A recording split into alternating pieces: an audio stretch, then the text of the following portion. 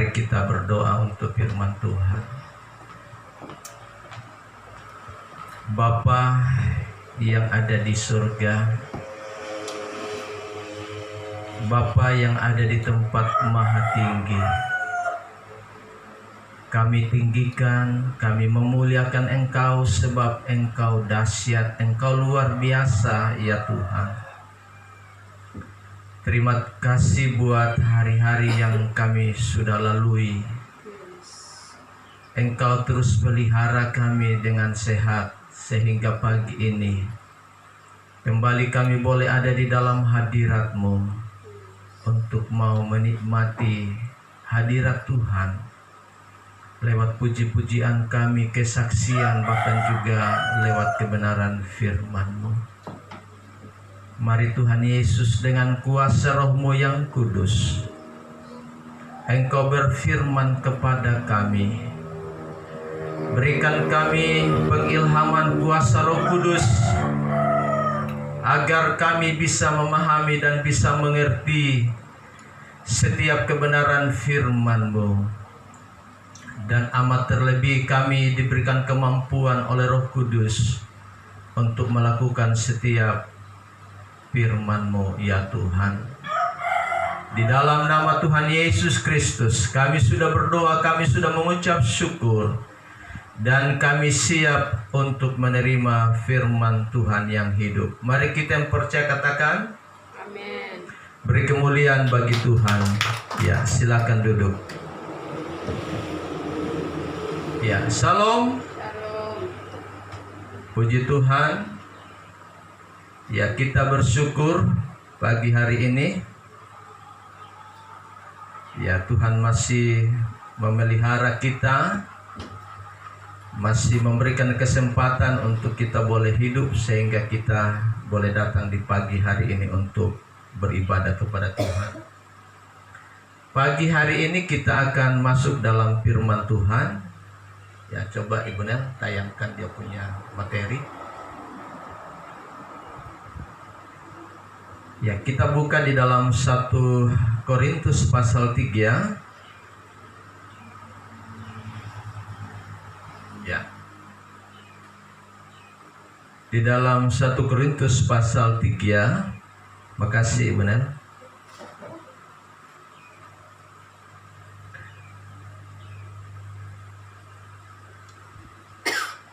Ayat ya yang ke-16 sampai dengan 17.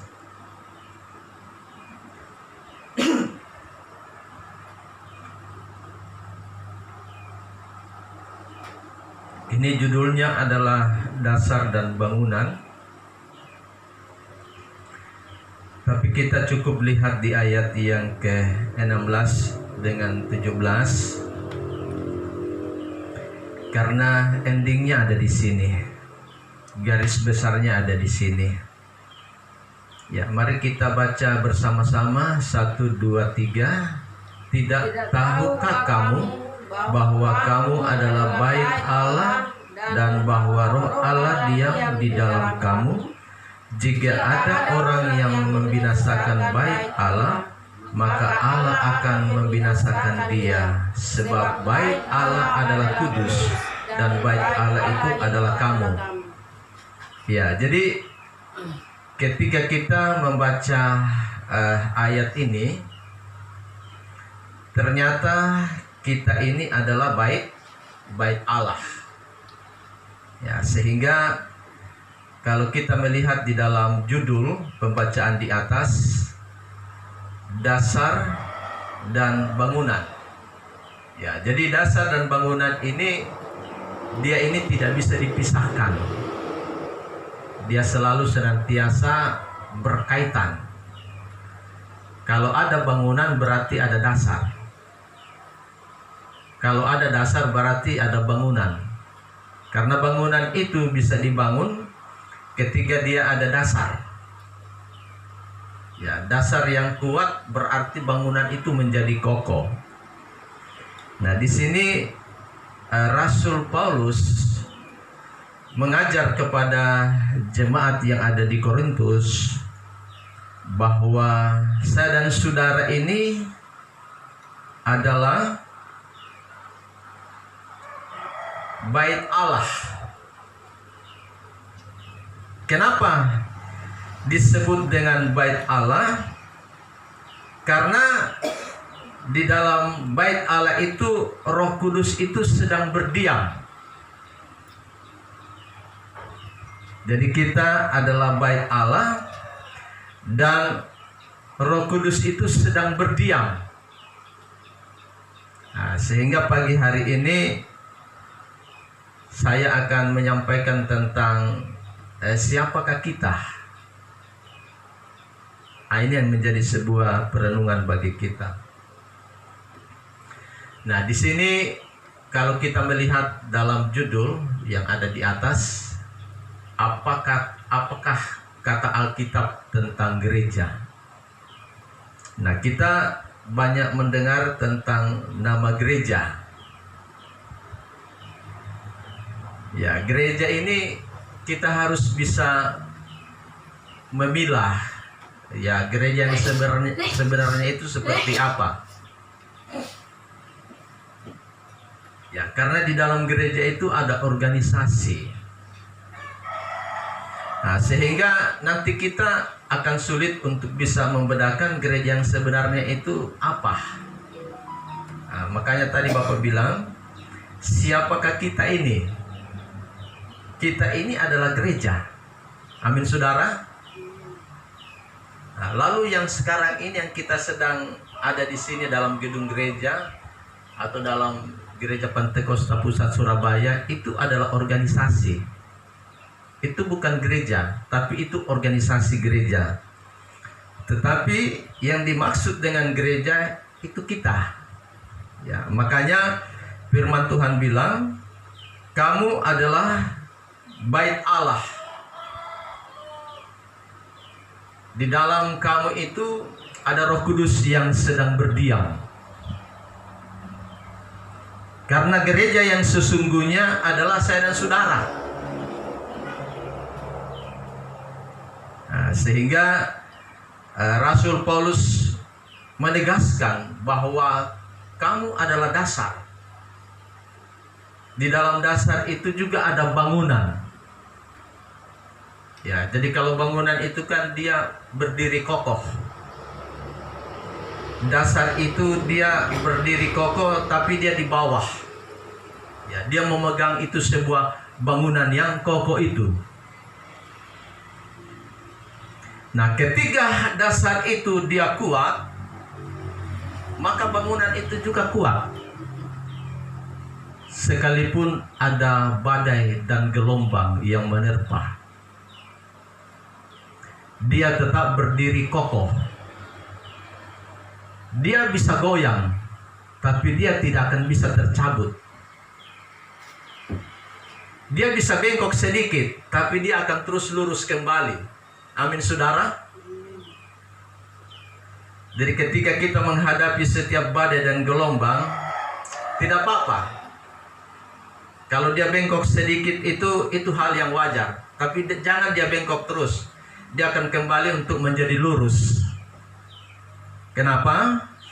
Karena kita ini adalah bait Allah. Roh Kudus itu berdiam. Roh Kudus itu adalah sebuah kekuatan yang akan terus menopang dan menuntun kita, saudara yang dikasihi oleh Tuhan. Nah, saya tertarik ya dengan Roh Kudus ini. Ya, kita lihat di dalam Galatia, ini kebetulan Bapak ingat. Galatia 5, ini ayat hafalan.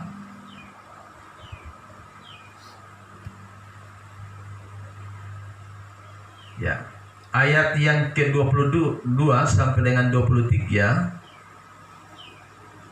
Ibu Nel tolong bacakan. Galatia pasal 5 ayat 22 sampai dengan 23. Galatia pasal 5 ayat yang ke-22 sampai 23, firman Tuhan. Tetapi buah roh ialah kasih, sukacita, damai sejahtera, kesabaran, kemurahan, kebaikan, kesetiaan, kelemah lembutan, penguasaan diri. Tidak ada hukum yang menentang hal-hal itu. Amin. Ya, baik, terima kasih. Bait Allah, ya, di dalam kamu ada bait Allah, Roh Kudus yang sedang berdiam di dalam kamu. Berarti itu ada buah.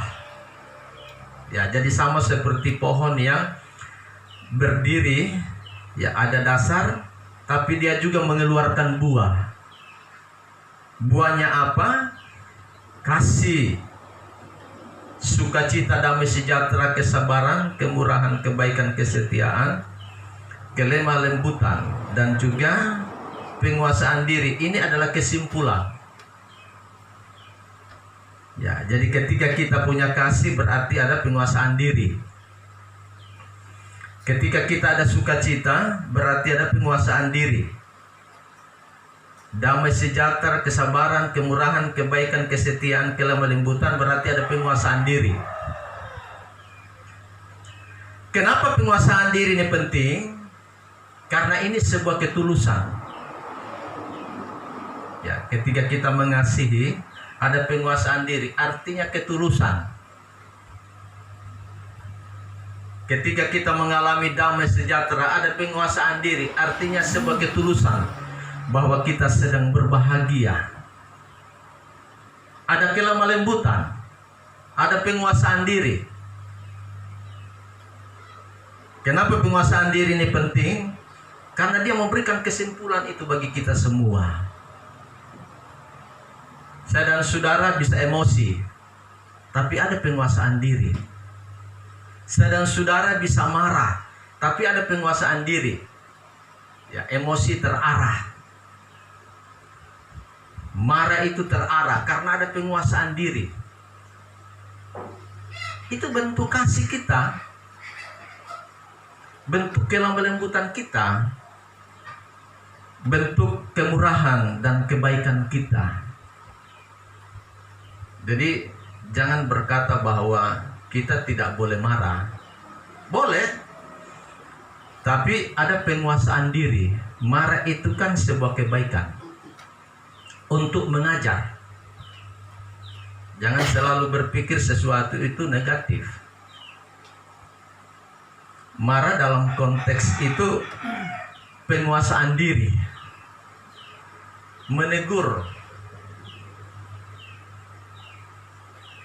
mendidik. Nah, itu kan bentuknya kan sama seperti yang tadi Bapak sampaikan. Itu adalah buah-buah roh. Nah, ketika kita melihat dalam sejarah di Yerusalem, bait Allah itu sudah menjadi tempat berdagang. Ada yang berdagang merpati, ada yang bertukar duit, uang di situ, ya, uang kina. Uang-uang yang mereka tukar di situ. Yesus marah. Padahal Yesus itu adalah memang Tuhan. Yesus itu adalah Allah itu sendiri, tapi dia marah. Dia membolak-balikan itu tempat meja. Dia mengusir orang-orang yang ada di dalam bait Allah itu. Tapi Yesus marah itu ada penguasaan diri. Dia tahu arah dan tujuan untuk dia sedang mendidik, membimbing, menegur. Nah, itu. Ya, kadang anak-anak sekarang, anak-anak muda ini ketika orang tua kasih sedikit arahan, kasih sedikit pelajaran, itu langsung emosi. Ya, langsung kadang juga bentak-bentak orang tua atau langsung pergi. Padahal ketika kita bisa dididik, ketika kita bisa mendapatkan pelajaran, itu berharga, bernilai. Ya, bapak dengan ibu kuliah itu pakai uang. Ibu Nelly juga kuliah itu pakai uang. Elmas juga, Ike juga kuliah itu pakai duit. Tapi ketika kita mendapatkan pelajaran yang gratis, yang bernilai, kenapa kita tidak bisa mendengar? Padahal itu gratis. Jadi setiap orang yang memberikan pelajaran, mengajar kita, itu gratis, itu kita dengar. Jangan kita menanggapi sesuatu yang belum kita dengar selesai. Kadang yang menjadi sebuah perselisihan dan pertengkaran itu sesuatu yang kita belum dengar itu selesai, itu langsung kita memberikan kesimpulan, dan itu keliru. Bapak selalu menyampaikan bahwa ketika engkau banyak mendengar, sedikit berbicara, Anda akan menjadi pemimpin yang sukses dan berhasil. Banyak mendengar itu banyak pelajaran, banyak ilmu.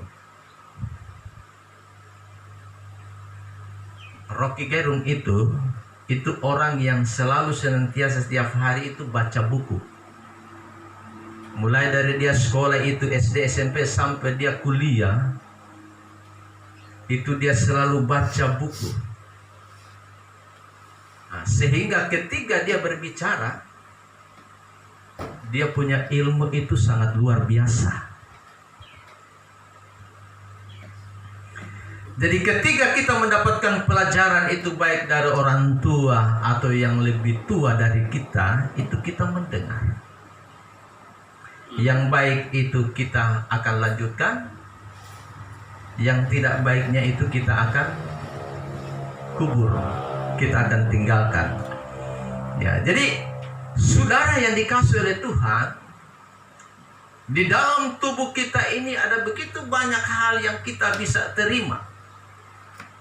Ada hal yang kita bisa banyak untuk mendengar dan melihat dan lain sebagainya.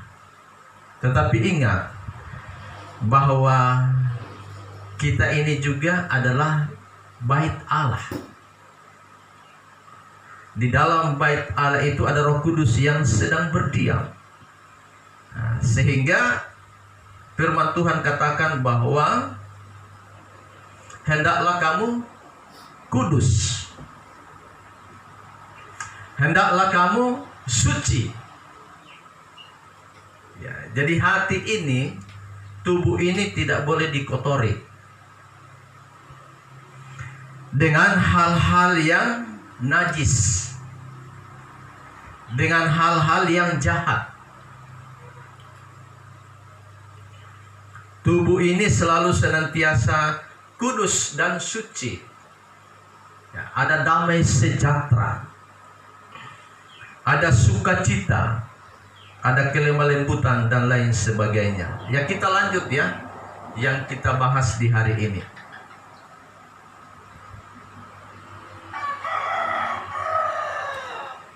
Di dalam bahasa Yunani, gereja itu dikenal dengan bahasa eklesia, itu bahasa Gerika yang bersifat roh. Ya, jadi bukanlah gereja yang sifatnya bangunan seperti ini, hanya tempat untuk beribadah, bangunan yang seperti ini. Mau megah seperti apapun, itu hanya bersifat fisik. Gereja mau besar seperti apa, mau megah seperti apa, itu hanya sifatnya fisik. Karena itu dalam sebuah organisasi. Tetapi gereja yang sebenarnya adalah saya dan saudara. Nah itu. Makanya dalam bahasa Gerika atau bahasa Yunani disebut dengan eklesia. Artinya adalah kumpulan orang-orang yang dipanggil keluar. Dari mana? Dari gelap menuju kepada terang. Nah itu. Jadi ketika kita memilih gereja yang sebenarnya, itu dari gelap itu kita dipanggil, lalu menuju kepada terang. Nah itu. Jadi ini yang perlu harus kita renung-renungkan, agar supaya benar-benar kita dipenuhi oleh firman Tuhan, dipenuhi oleh kebenaran. Gereja yang sebenarnya itu saya dan saudara. Nah kalau seperti ini, nanti bangun lagi di sebelah ya. Ya puji Tuhan, waktu Pak Bupati datang, dia sudah lihat tempat ini. Dia lihat juga di belakang. Ya kita berdoa ya. Ya Bapak sudah sampaikan maksud dan tujuan. Kita tetap dukung dalam doa. Jadi ketika di sini kita beribadah lalu nanti akan pindah di sebelah ya, di gereja yang lebih besar, maka itu adalah organisasi yang punya. Tetapi gereja yang sebenarnya adalah saya dan saudara. Nah sekarang tujuan daripada eklesia ini adalah mengakomodir kepentingan Tuhan. Mengakomodir kepentingan Tuhan. Jangan sampai terakomodir itu hanya kepentingan organisasi. Nah ini yang perlu kita renungkan. Ya saya waktu ke kampung atau ke tempat yang lain, saya belum pernah melihat di sini ya. Ketika kita ada ibadah, banyak orang yang tidak masuk dalam gerbangnya Tuhan. Padahal ketika dia dalam beribadah, dia harus masuk dalam gerbangnya Tuhan. Ya, artinya dia tidak boleh ada di halaman. Dia harus masuk di dalam ruang Maha Kudus, ruang suci. Ya, terkadang kalau kita beribadah, yang penting sudah datang. Tapi belum tentu dia bisa masuk dalam gerbangnya, pintunya Tuhan. Ini yang perlu kita harus renungkan. Ya makanya Bapak sampaikan bukan masalah engkau rajin setiap minggu untuk beribadah, bukan. Tetapi apakah engkau masuk dalam gerbangnya Tuhan? Ini yang jadi persoalan. Karena hitungan Tuhan itu adalah hitungan masuk dalam gerbangnya Tuhan. Masuk dalam hadirat Tuhan. Dia tidak tinggal di halaman, tapi dia masuk di dalam ruang Maha Kudus, Maha Suci, bersama dengan Tuhan. Karena kalau hanya di halaman, yang terakomodir itu hanya kepentingan organisasi. Jadi minta maaf ya, jemaat nanti dia hidup tapi dia mati secara rohani. Tapi organisasi yang gede itu adalah duitnya. Ya, kas gereja dan lain sebagainya itu gede. Gerejanya besar. Ya, penuh dengan aksesoris dan lain sebagainya. Tapi bagaimana dengan umat-umat ini? Nah itu. Yang terpenting adalah umat ini dia adalah masuk di dalam gerbangnya Tuhan. Nah, sehingga benar-benar dia bisa menikmati gerbang dan hadirat Tuhan itu sendiri. Lalu saudara dikasih oleh Tuhan, bagaimana caranya kita masuk dalam gerbangnya Tuhan itu? Eklesia, kumpulan orang-orang yang percaya. Dari gelap dia menuju kepada terang. Berarti harus ada suatu reaksi. Ya, kita lihat contoh di dalam Kejadian 6 pasal 9. Mari Ibu Nel tolong baca ya.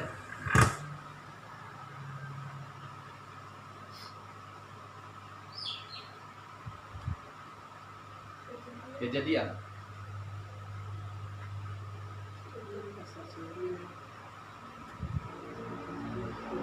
Kejadian 6 ayatnya yang ke-9. Firman Tuhan, inilah riwayat Nuh. Nuh adalah seorang yang benar dan tidak tercela di antara orang-orang sezamannya. Dan Nuh itu hidup bergaul dengan Allah. Ya, jadi apa yang saya maksud dengan kenapa kita bisa masuk dalam gerbangnya Tuhan?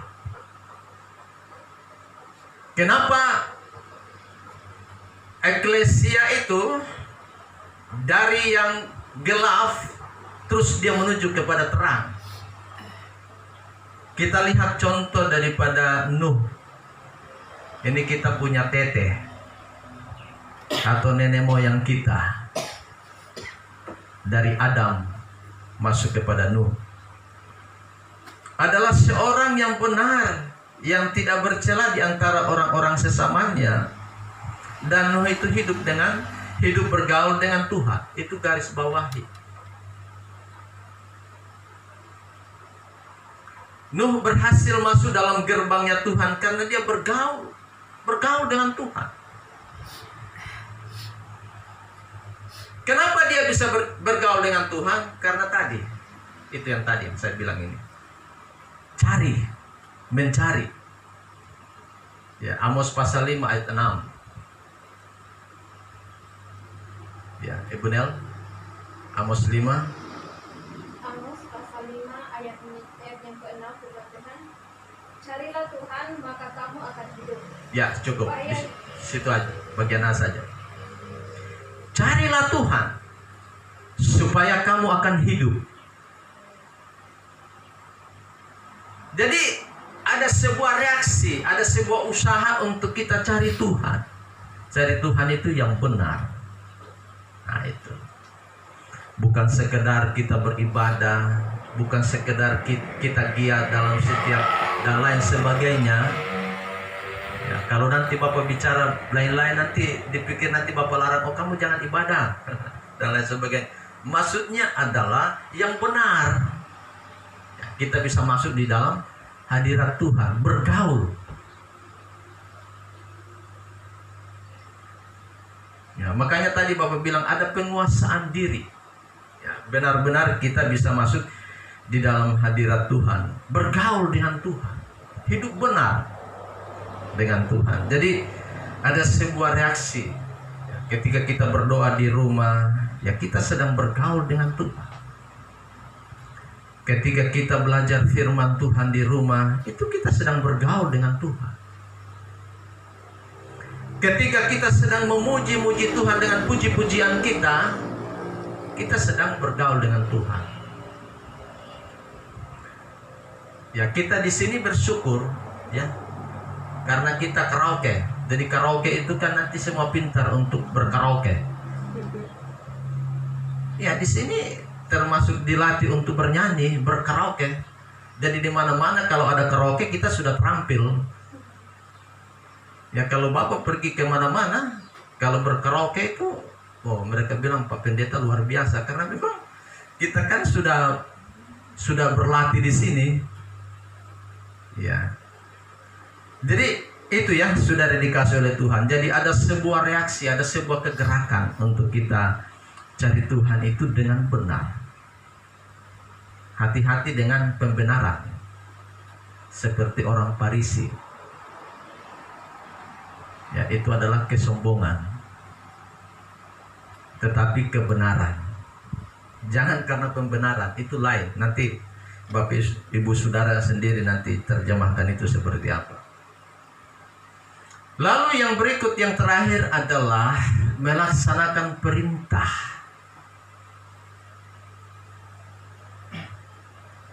Bagaimana caranya kita bisa masuk dalam gerbangnya Tuhan? Perintah itu harus kita laksanakan. Apa yang dimaksud dengan perintah itu? Matius 28. Ibu Nel, tolong baca Matius 28 ayat 19 sampai dengan 20. Ini tidak asing buat kita.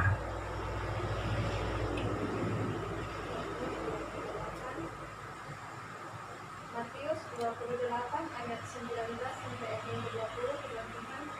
Karena itu pergilah, jadikanlah sebuah bangsa muridku, dan baptislah mereka dalam nama Bapa dan Anak dan Roh Kudus, dan ajarlah mereka melakukan segala sesuatu yang telah kuperintahkan kepadamu, dan ketahuilah, aku menyertai kamu senantiasa sampai kepada akhir. Ya, jadi melaksanakan itu apa yang menjadi amanat Tuhan. Karena itu pergilah, jadikanlah semua bangsa muridku. Itu.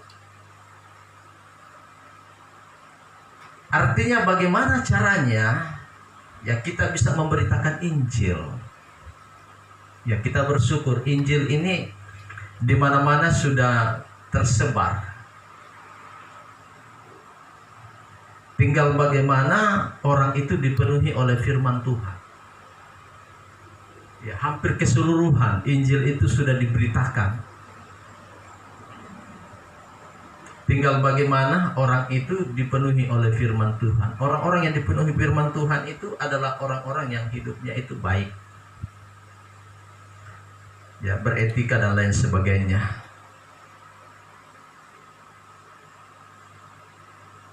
Lalu baptislah mereka dalam nama Bapa, Anak, dan Roh Kudus, dan ajarlah mereka melakukan segala sesuatu yang telah kuperintahkan kepadamu. Dan ketahuilah, aku menyertai kamu senantiasa sampai kepada akhir zaman. Jadi kata baptis ini adalah perubahan sikap hidup kita. Hidup kita ini yang berubah dari yang gelap menjadi terang. Jadi jangan selalu tafsirkan salah tentang hal ini. Biar orang ini mau dibaptis berapa kali, kalau dia tidak berubah, itu tidak ada gunanya. Baptisan yang dimaksud ini adalah perubahan sikap.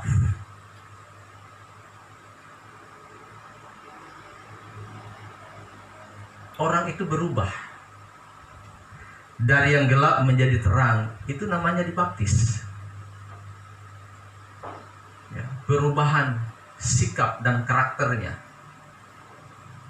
Ya, kadang-kadang kita dalam gereja ini ya kita sendiri bertengkar dan berkelahi. Masalah ajaran ini sudah. Karena selalu berpatokan tentang apa yang kita lihat, tapi kita tidak mengerti dengan pengilhaman kuasa Roh Kudus. Sama seperti kata sunat. Kata sunat itu sama seperti kata baptisan. Artinya sunat itu dibersihkan. Orang yang dari gelap itu menuju kepada terang. Ya silakan Anda mau sunat secara fisik ya silakan. Tapi kata sunat itu bukanlah kata lahiriah. Tapi kata yang sifatnya rohani. Orang yang diperbaharui, orang yang hidup di dalam Tuhan. Sama seperti baptisan ini. Ini yang jadi pertengkaran, perkelahian karena barang ini.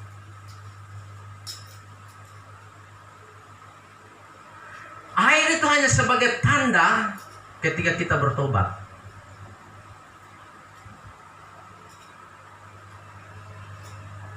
Artinya orang itu disimbolkan dengan air itu dibersihkan. Sama seperti pakaian. Pakaian yang kotor terus dicuci itu jadi bersih.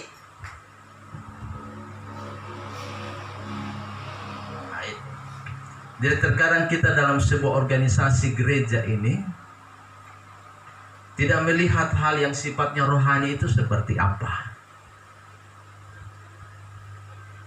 Kalau orang itu sudah berubah, puji Tuhan, itu dia sudah mengalami suatu baptisan, itu dia sudah disunat itu bersyukur.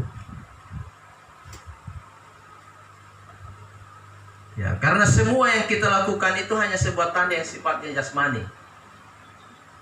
Sama seperti ketika kita perjamuan kudus. Kalau saudara tidak mengimani juga tidak dapat apa-apa dari perjamuan kudus ini, karena ini hanya sebuah mengingat saja. Yang kita buat ini kan hanya sebuah peringatan yang kita ingat bahwa Yesus pernah mati di atas kayu salib. Dengan bilur-bilurnya, maka kamu akan menjadi sembuh. Itu ketika kita percaya. Kalau tidak percaya tidak bisa. Sekalipun setiap bulan kita melakukan hal itu. Sama seperti juga baptisan.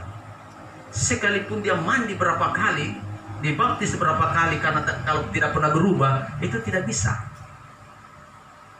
Ya, sama seperti ada umat satu di sini, dia sudah tidak ibadah, siapa lagi ya? Yang orang timur satu itu. Ya, dulu dia pimpin pujian pakai dasi. Terus Otniel.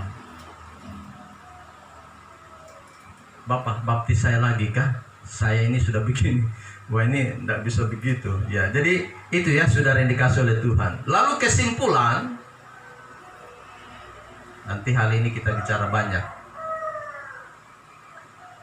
adalah jadi berkat. Ini yang terutama. Anda mau ke gereja setiap hari, ke setiap saat itu tidak ada masalah, tapi harus jadi berkat. Begitu. Ini terakomodir kepentingan Tuhan,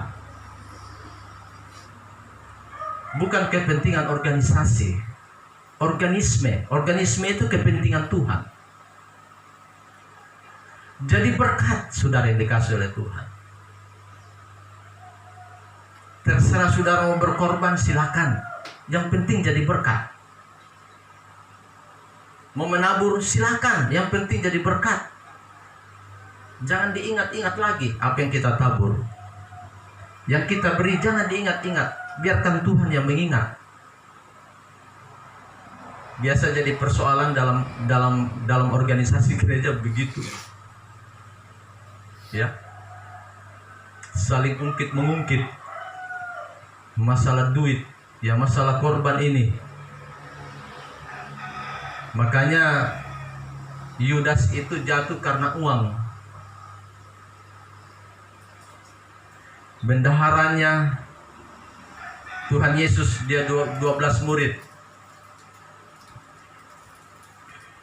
Dia sering ambil uang juga. Tapi pada akhirnya dia jual Tuhan Yesus juga. 30 keping perak. Jadi saudara yang dikasih oleh Tuhan, sesuatu yang kita berikan untuk Tuhan itu jangan diingat. Biarkan Tuhan itu ingat. Begitu. Jadi berkat saudara yang dikasih oleh Tuhan. Ya, tangan kanan memberi, berarti tangan kiri tidak tahu. Atau tangan kiri memberi, tangan kanan tidak tahu. Ya, hanya Tuhan yang tahu. Begitu. Ya, jadi jangan juga terlalu fokus kepada korban-korban ini. Kalau hidup kita tidak berubah. Yang terutama dari perubahan hidup, bukan masalah korban, bukan masalah persembahan, tapi perubahan hidup. Itu yang terutama. Lalu dalam 1 Timotius, ya ini Bapak perlu tingkatkan dia punya penjelasan ini. Ibu Nel tolong baca, ini terakhir ya. Ini 1 Timotius pasalnya yang keempat.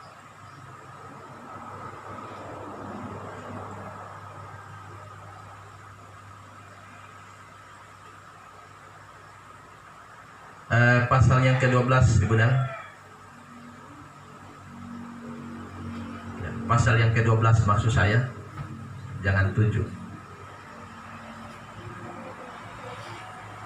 1 Timotius pasal 4 ayat yang ke-12 aja. 1 Timotius pasal 4 ayatnya yang ke-12. Jangan seorang pun menganggap engkau rendah karena engkau muda. Ya, terus. Jadilah teladan bagi orang-orang percaya dalam perkataanmu, dalam tingkah lakumu, dalam kasihmu, dalam kesetiaanmu, dan dalam kesucian. Ya, terima kasih. Ini yang terutama saudara. Bukan berapa tahun kita beribadah kepada Tuhan, bukan berapa tahun kita berdoa dan lain sebagainya, tapi ini endingnya. Bukan berapa tahun engkau memberikan korban persembahan, tapi ini saudara yang dikasih oleh Tuhan. Tapi bukan berarti Bapak larang. Ya, setiap minggu kita ibadah tidak apa-apa. Atau ibadah yang lain juga kita tidak ibadah, tidak apa-apa kita ibadah. Tapi ini, apakah kita bisa menjadi teladan? Apakah kita bisa menjadi contoh dalam perkataan? Perkataan kita ini seperti apa? Kalau hanya setiap hari kita berkata-kata menyinggung orang, hanya bikin sakit hati orang. Makanya kan Bapak pernah khotbah tentang penyakit hati. Karena itu, kenapa kita tidak bisa berkata-kata dengan baik? Jadi perlu dihindari yang namanya kata-kata menyakiti. Jangan kita selalu memberikan kata-kata yang menyakiti, tapi kata-kata yang memberikan kesenangan, saling memuji.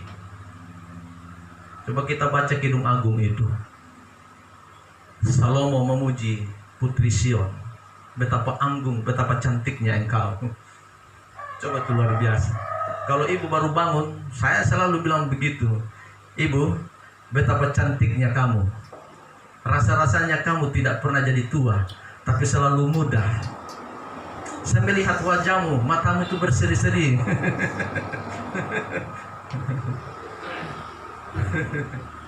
Pernahkah kita memuji istri dan suami kita seperti itu? Biasa Bapak begitu. Ya. Bangun tidak bangun Bapak angkat. Ya, tapi sekarang sudah tidak bisa karena terlalu besar badannya. Kalau dulu masih kecil bisa, ya. Bapak angkat, ya, gendong seperti anak kecil. Begitu. Jadi perkataan, ya, berkata-kata dengan baik yang bisa diterima. Jangan anjing setan kau. Ini anak-anak muda itu begitu, sedikit kata anjing kau, sedikit berkata-kata setan kau. Yang anjing itu siapa? Yang setan itu siapa? Kan begitu. Jangan-jangan yang berbicara itu sendiri. Salah sedikit anjing kau, berarti bukan dia, kau yang anjing. Setan kau, bukan dia, kau sendiri yang setan. Nah, itu. Jadi tidak boleh begitu. Ya, jadi harus dengan perkataan yang murah hati. Ya, belajar kepada orang Jawa. Ya, dengan lemah lembut. Tapi terkadang mereka tuh halus-halus menggigit. Nah, itu. Ya, jadi masing-masing dia punya kelemahan, kekurangan. Lalu yang berikut adalah dalam tingkah laku. Ini yang tadi yang Bapak sudah sampaikan. Dalam kasihmu, dalam kesetiaan, dalam kesucian. Kesetiaan itu perlu. Lihat mama dengan bapak, ya, setia. Ya, ketika berjumpa bertemu, engkau adalah kekasihku, ya. Tidak ada yang lain, hanya kau saja. Begitu. Ya. Pernahkah Elmas bilang begitu, Ike, sama kamu? Saya mencintai kamu karena kamu yang paling cantik di seluruh dunia ini. Tidak ada yang lain, hanya kamu saja. Ya, jadi itu ya firman Tuhan ya. Lalu jangan kita merasa bahwa kita masih muda sehingga kita tidak bisa menjadi contoh dan teladan. Kadang begitu. Ya, bagaimana kalau kita muda terus kita bisa menjadi contoh, itu luar biasa. Begitu. Ya, pagi-pagi ya Elmas sudah bangun, aturlah tempat ini. Jangan lihat-lihat Bapak saja yang atur, sapu gitu. Ya. Itu namanya masuk di dalam gerbangnya Tuhan. Mencari kan? Pergi kan? Begitu. Ya, belajar bagaimana musik ini. Ya, jadi harus belajar sekarang Ike dengan Elmas. Karena bagaimanapun juga menjadi bagian daripada keluarga. Kan begitu. Ya, karena ketika kami sudah tidak ada, yang meneruskan pelayanan itu siapa? Ya, kami dengan Ibu Nelly semua sudah tua. Ya, anak-anak muda ini dia akan bangkit. Ya, ketika gereja di sebelah sudah jadi, ya di belakang ini tempat penginapan, kamu tinggal menikmati saja. Ya, sama seperti Paulus yang menanam. Terus siapa yang menyiram? Bapak sudah lupa siapa yang menyiram ya? Paulus yang menanam. Tapi siapa yang menyiram? Ya, anak-anak muda, anak-anak sekarang, ya, ada Aun, ada Irsan, ada Elmas dan lain sebagainya. Kamu bersatu dalam satu tujuan untuk memuliakan Tuhan. Tuhan Yesus memberkati kita ya dengan kesimpulan firman Tuhan di hari ini.